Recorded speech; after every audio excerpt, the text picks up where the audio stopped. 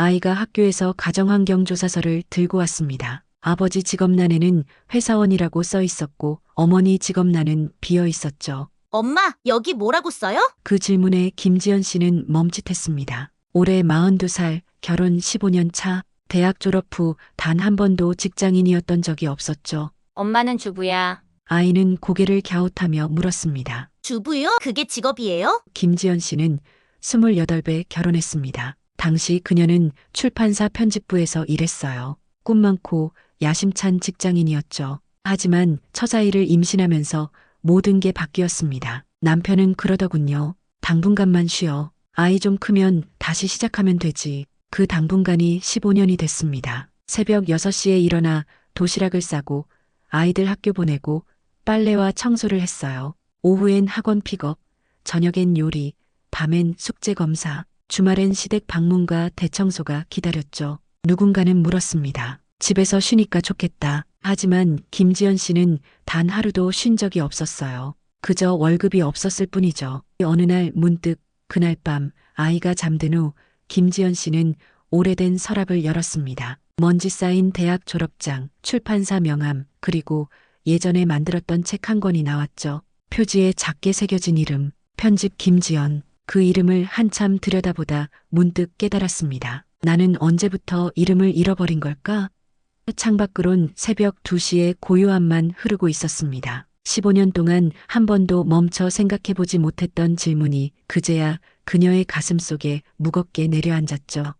가정환경조사서 사건 이후 김지연 씨는 이상하게 모든 게 신경 쓰이기 시작했습니다. 마트에서 계산할 때도, 동창회 단톡방에서도, 심지어 남편과 저녁을 먹을 때도요. 요즘 회사에서 신입이 들어왔는데 나이가 딱 당신 또래더라. 남편의 무심한 말 한마디가 가슴에 꽂혔습니다. 내 또래면 42살. 그 사람은 지금 회사에서 일하고 있고 나는. 김지연 씨는 그날 밤 잠을 이루지 못했습니다. 며칠 후 오랜만에 대학 동기 모임이 있었습니다. 친구들은 저마다 명함을 꺼내 보여줬어요. 팀장, 과장, 센터장 그럴듯한 직함들이 박혀 있었죠. 지연아, 넌 요즘 뭐해? 응, 나는 애들 키우면서 집에 있어. 아, 그렇구나. 좋겠다. 편하게. 그 말에 김지연 씨는 억지로 웃었습니다. 하지만 속으로는 외쳤죠. 편하다고? 난 단 하루도 편한 적 없는데. 집에 돌아오는 길 버스 안에서 구인 광고를 봤습니다. 경력 3년 이상 우대, 자격증 소지자 우대. 김지연 씨에겐 아무것도 없었어요. 15년간의 육아와 가사노동은 어디에도 경력으로 인정받지 못했습니다. 그날 저녁 김지연 씨는 남편에게 조심스럽게 말을 꺼냈습니다. 여보, 나 일 좀 해볼까 해. 갑자기 무슨 소리야?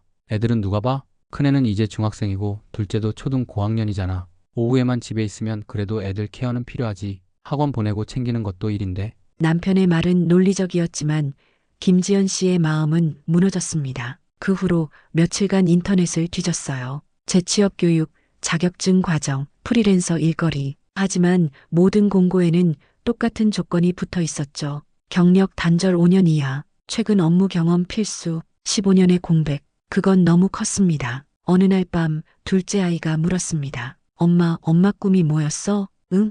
꿈? 응 선생님이 부모님 꿈 조사해 오래. 김지연 씨는 한참을 생각했습니다. 꿈 그게 뭐였더라? 엄마는 책 만드는 사람이 되고 싶었어. 그럼 왜 안 했어? 그게 너희를 낳아서. 아이는 고개를 갸웃했지만 더 이상 묻지 않았습니다. 그날 밤 김지연 씨는 또다시 서랍을 열었어요. 먼지 쌓인 이력서 파일을 꺼내 컴퓨터를 켰습니다. 화면에는 15년 전 마지막으로 수정한 이력서가 떠올랐죠. 학력, 경력, 자격증 모두 과거의 것들 뿐이었습니다. 커서가 깜빡이는 빈 화면을 한참 바라보다 김지연 씨는 천천히 타자를 치기 시작했습니다. 경력사항 2010년 현재, 가정관리 및 육아 전담. 하지만 손이 멈췄습니다. 이걸 누가 인정해 줄까요? 창밖은 어느새 깊은 밤이었고 집안은 고요했습니다. 김지연 씨는 모니터를 끄지 못한 채 그저 멍하니 앉아 있었죠. 이력서를 쓰려던 시도 이후 김지연 씨의 일상은 점점 무겁게 느껴지기 시작했습니다. 아침마다 반복되는 루틴, 밥 짓고 도시락 싸고 아이들 재우고 예전엔 당연했던 일들이 이제는 족쇄처럼 느껴졌어요. 어느 날 아침 큰아이가 투덜거렸습니다. 엄마, 왜 맨날 똑같은 반찬이야? 친구 엄마는 매일 다르게 해준대. 그 말에 김지연 씨는 아무 대답도 하지 못했습니다. 가슴 한쪽이 서늘해졌죠. 15년 동안 나는 뭘 한 거지? 그날 오후 김지연 씨는 용기를 내서 동네 작은 출판사에 전화를 걸었습니다. 구인 공고를 본 거였어요. 편집 보조, 경력 무관. 여보세요. 편집 보조 모집건으로 연락드렸는데요. 아, 내 이력서 보내주시면 검토 후 연락드리겠습니다. 제가 경력이 좀 오래됐는데 괜찮을까요? 15년 전에 출판사에서 일했었거든요. 전화기 너머로 잠깐의 침묵이 흘렀습니다. 아, 15년이요? 죄송한데 저희는 최근 실무 경험이 있으신 분을 찾고 있어서요. 요즘은 시스템이 다 바뀌었거든요. 그렇군요. 알겠습니다. 전화를 끊은 후 김지연 씨는 한참을 멍하니 앉아 있었습니다. 시스템이 바뀌었다고 나만 그 자리에 멈춰 있었던 거네. 며칠 후 남편과 저녁을 먹다 다시 이야기를 꺼냈습니다. 여보, 나 진짜 일 좀 해보고 싶어. 작은 거라도. 남편은 젓가락을 놓으며 한숨을 쉬었습니다. 지연아, 현실적으로 생각해봐. 지금 나이에 뭘 하겠어? 애들 학원비도 만만치 않은데 당신이 번다고 해봤자 얼마나 벌겠어? 돈 때문이 아니라 나도 뭔가 하고 싶어서 그래. 당신이 하는 게 없다는 거야? 애들 키우고 집안일 하는 게 일 아니야? 말은 맞았지만 가슴은 답답했습니다. 그 순간 큰아이가 끼어들었어요. 엄마, 그냥 집에 있어. 친구 엄마는 일한다고. 맨날 바빠서 애 방치한대. 우리 엄마는 안 그러잖아. 김지연 씨는 미소를 지었지만 속으로는 울고 있었습니다. 나는 선택권조차 없는 건가? 김지연 씨는 충동적으로 도서관에 갔습니다. 오랜만에 혼자만의 시간이었죠. 출판, 편집, 글쓰기 관련 책들을 뒤적였어요. 책장을 넘기다 한 문장이 눈에 들어왔습니다. 당신이 사라진 자리는 당신이 채워야 합니다. 그 순간 눈물이 났습니다. 누가 봐서가 아니라 너무 오랜만에 나를 마주했기 때문이었죠. 집으로 돌아오는 길, 김지연 씨는 작은 노트를 샀습니다. 그리고 첫 페이지에 이렇게 썼어요. 김지연의 기록 2025년 10월 18일부터 무엇을 쓸지는 몰랐습니다. 하지만 일단 시작하기로 했죠. 그날 밤 아이들이 잠든 후 김지연 씨는 조용히 노트를 폈습니다. 그리고 천천히 써내려갔어요. 나는 15년 동안 누군가의 엄마였고 아내였고 며느리였다. 하지만 정작 김지연으로 산 날은 하루도 없었던 것 같다. 이제는 나를 찾고 싶다. 글을 쓰는 동안 가슴 한쪽이 조금 가벼워지는 느낌이었습니다. 아직 뭘 해야 할지, 어디로 가야 할지 모르겠지만 적어도 이건 확실했어요. 멈춰 있을 순 없다. 창밖으로 새벽 2시의 정막이 흐르고 있었습니다. 김지연 씨는 노트를 덮으며 작게 중얼거렸죠. 내일은 뭐라도 해보자. 그 작은 결심이 그녀 인생의 가장 큰 전환점이 될 줄은 아직 몰랐습니다. 노트의 첫 문장을 쓴 다음 날 아침, 김지연 씨는 평소보다 조금 일찍 일어났습니다. 아이들 도시락을 싸고 빨래를 돌리고 설거지를 끝낸 후였어요. 오전 10시 집이 조용해졌을 때 그녀는 컴퓨터 앞에 앉았습니다. 검색창에 타자를 쳤죠. 경력 단절 여성 재취업 교육. 수십 개의 링크가 떴습니다. 하지만 대부분 자격증 과정이거나 단순 노무직 교육이었어요. 그때 한 공고가 눈에 들어왔습니다. 온라인 콘텐츠 크리에이터 양성 과정, 글쓰기 중심, 6주 과정. 김지연 씨의 손이 멈췄습니다. 글쓰기 예전에 자신이 가장 잘했던 일이었죠. 망설이다가 신청 버튼을 눌렀습니다. 떨리는 손으로 정보를 입력하고 제출을 완료했어요. 이게 시작일까? 며칠 후 교육 합격 통보가 왔습니다. 수업은 매주 화요일, 목요일 오전 10시부터 12시까지였어요. 김지연 씨는 설레는 마음으로 남편에게 말했습니다. 여보, 나 온라인 교육 하나 신청했어. 글쓰기 배우는 거야. 글쓰기? 그걸 배워서 뭐 하게? 일단 배우고 싶어서. 예전에 출판사 다닐 때 재밌었거든. 남편은 고개를 끄덕였지만 시큰둥한 표정이었습니다. 뭐, 취미로 하는 거면 괜찮지. 그래도 집안일 소홀하면 안 돼. 김지연 씨는 억지로 웃으며 대답했습니다. 당연하지. 하지만 가슴 한쪽은 여전히 무거웠어요. 취미라는 단어가 자꾸 걸렸습니다. 첫 수업 날 김지연 씨는 노트북 앞에 앉아 줌 링크를 클릭했습니다. 화면에는 10명 정도의 수강생이 보였어요. 대부분 자신과 비슷한 나이대의 여성들이었죠. 강사가 말했습니다. 오늘은 자기소개 시간을 갖겠습니다. 자신이 어떤 이야기를 쓰고 싶은지 간단히 말씀해 주세요. 한 명씩 돌아가며 이야기했습니다. 저는 육아 일기를 써보고 싶어요. 저는 요리 블로그를 시작하려고요. 김지연 씨의 차례가 왔습니다. 저는 김지연이라고 합니다. 예전에 출판사에서 일했었고요. 지금은 다시 글을 쓰고 싶어서 왔습니다. 강사가 물었습니다. 어떤 글을 쓰고 싶으세요? 김지연 씨는 잠시 망설이다 천천히 입을 열었어요. 보이지 않는 사람들의 이야기요. 경력란에 쓸 수 없는 그런 시간들에 대해서요. 강사는 고개를 끄덕였습니다. 좋은 주제네요. 시작해 보세요.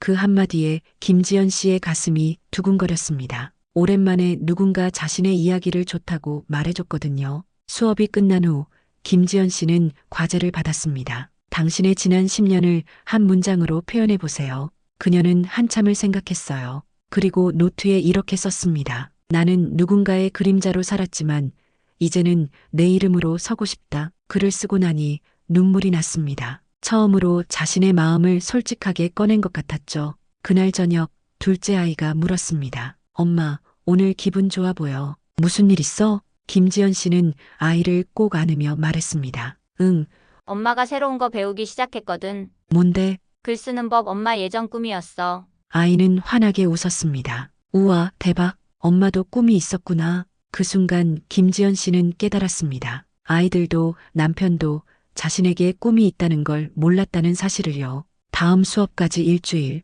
김지연 씨는 매일 조금씩 글을 썼습니다. 새벽에, 낮에, 아이들 재운 후 밤에. 짧은 문장들이었지만 그 안에는 15년의 무게가 담겨 있었어요. 그러던 어느 날 저녁 남편이 말했습니다. 지연아, 요즘 집안일이 좀 소홀한 것 같은데 설거지도 쌓여있고. 미안해. 글 쓰느라 정신없었어. 그 글이 돈이라도 되는 거야? 취미는 취미답게 해야지. 김지연 씨는 아무 말도 하지 못했습니다. 하지만 속으로는 다짐했죠. 언젠가는 이게 취미가 아니라는 걸 보여줄 거야. 창밖으로 초저녁 어스름이 내리고 있었습니다. 김지연 씨는 노트를 펼치며 작게 중얼거렸어요. 조금만 더 해보자. 희망이 보이는 동시에 마지막 시련의 그림자도 어렴풋이 느껴지는 순간이었습니다. 6주 과정의 마지막 수업 날이 왔습니다. 강사는 수강생들에게 최종 과제를 공지했어요. 여러분이 지난 6주간 쓴 글 중 가장 마음에 드는 것을 선택해서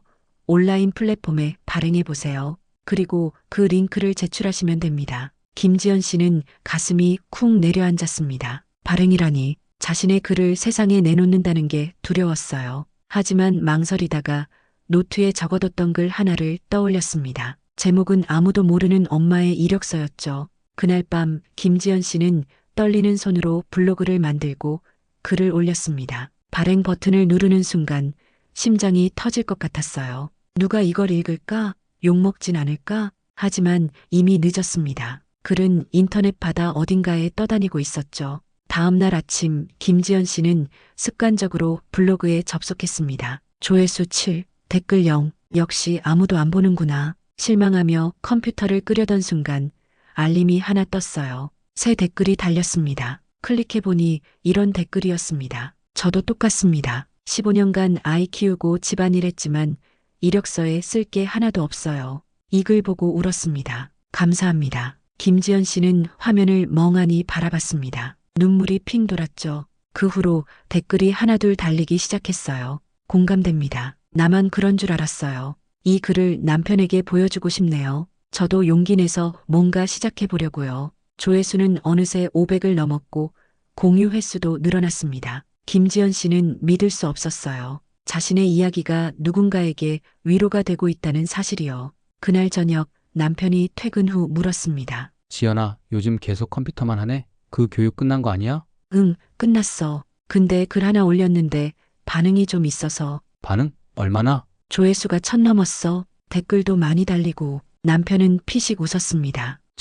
요즘 유튜브는 조회수 100만도 우습게 나오는데 그거 가지고 뭐 되겠어? 그 말에 김지연 씨의 손이 멈췄습니다. 가슴이 답답했지만 이번엔 참지 않았어요. 여보, 조회수가 중요한 게 아니야. 누군가 내 글 읽고 위로받았다는 게 중요한 거지. 그래서 그게 돈이 돼? 당신 시간 쏟을 만한 가치가 있어? 김지연 씨는 남편을 똑바로 쳐다봤습니다. 15년 동안 나는 당신 뒷바라지하고 애들 키우고 시댁이라면서 단 한 번도 내 가치를 물어본 적 없어. 근데 지금 내가 처음으로 뭔가 해보려는데 왜 자꾸 가치를 따지는 거야? 남편은 할 말을 잃었습니다. 김지연 씨가 이렇게 강하게 나온 건 처음이었거든요. 잠시 침묵이 흘렀습니다. 그리고 남편이 조용히 말했어요. 미안해, 내가 너무 몰랐던 것 같다. 그 후로 집안 분위기가 조금씩 바뀌었습니다. 남편은 저녁 설거지를 돕기 시작했고 큰아이는 스스로 학원 가방을 챙겼어요. 김지연 씨는 매일 조금씩 글을 썼습니다. 육아 이야기, 경력 단절 여성의 고민, 보이지 않는 노동에 대한 이야기들이었죠. 그러던 어느 날 낯선 번호로 전화가 왔습니다. 김지연 씨시죠? 저는 우먼스토리라는 온라인 매거진 편집장입니다. 블로그글 잘 읽었어요. 혹시 저희 매거진에 정기 칼럼 연재하실 의향 있으세요? 김지연 씨는 귀를 의심했습니다. 네, 칼럼이요? 네, 한 달에 2편 정도 물론 고려도 드립니다. 전화를 끊은 후 김지연 씨는 한참을 멍하니 앉아 있었어요. 그리고 천천히 노트를 폈습니다. 15년 전 마지막으로 적었던 이력서에 새로운 줄을 추가했죠. 경력사항 2025년 10월 현재 온라인 매거진 우먼스토리 칼럼니스트. 몇 달 후 김지연 씨의 칼럼은 꾸준한 인기를 얻었습니다. 출판사에서 연락이 왔어요. 칼럼을 엮어 책으로 내자는 제안이었죠. 책 제목은 아무도 모르는 엄마의 이력서로 정했습니다. 출간일 김지연 씨는 처음으로 자신의 이름이 박힌 책을 손에 쥐었어요. 표지에는 이렇게 적혀 있었습니다. 지은이 김지연. 그 순간 눈물이 났습니다. 15년 만에 다시 찾은 자신의 이름이었죠. 아이들이 물었습니다. 엄마, 이거 진짜 엄마가 쓴 거야? 응, 엄마가 썼어. 우와, 대박. 엄마 작가네. 남편도 책을 넘기며 조용히 말했습니다. 미안해.